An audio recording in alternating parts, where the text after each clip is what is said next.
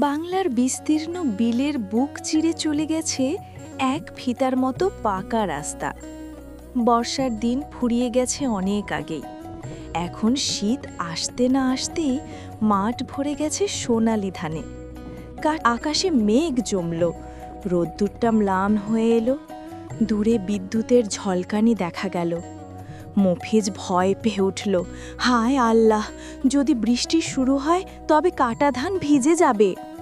তারা দুজন দ্রুত পা বাড়ালো, রাস্তার উপর ছুটছে যেন সময়ের সাথে পাল্লা দিয়ে, ঘাড়ে ধান, হাতে কাস্তে, চোখে ভয়ের ছাপ। অবশেষে গ্রামে পৌঁছে গেল তারা। উঠোনে ধান নামিয়ে মফিজ হাঁপাতে লাগল। তার স্ত্রী এগিয়ে এসে পানি দিল, ছিলে এসে আঁকড়ে ধরল বাবার হাত। মফিজ তাকিয়ে দেখল ঘরে তার অসুস্থ মা শুয়ে আছে। দূর থেকে মৃদু কণ্ঠে বলছে, আল্লাহ তোদের মেহনতের বরকত দিক বাবা। সন্ধ্যা নামল ধীরে ধীরে। উঠোন জুড়ে সোনালি ধানের আঁটি ছড়ানো হলো।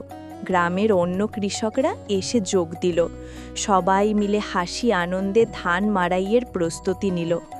দিনভর তীব্র রোদ, কষ্ট, ঘাম সব মিলিয়ে যেন এক অপূর্ব সুর বেজে উঠল।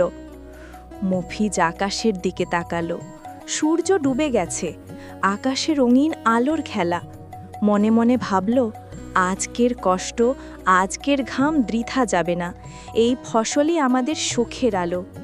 তার চোখে জল এলো, কিন্তু সেটা কষ্টের নয়, অভিমান আর আনন্দ মেশানো অশ্রু।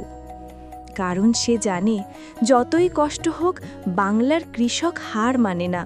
বিলের মধ্য দিয়ে বয়ে চলা সেই রাস্তাটার মতোই, যত বাধা আসুক সে এগিয়ে চলে নিজের শক্তিতে।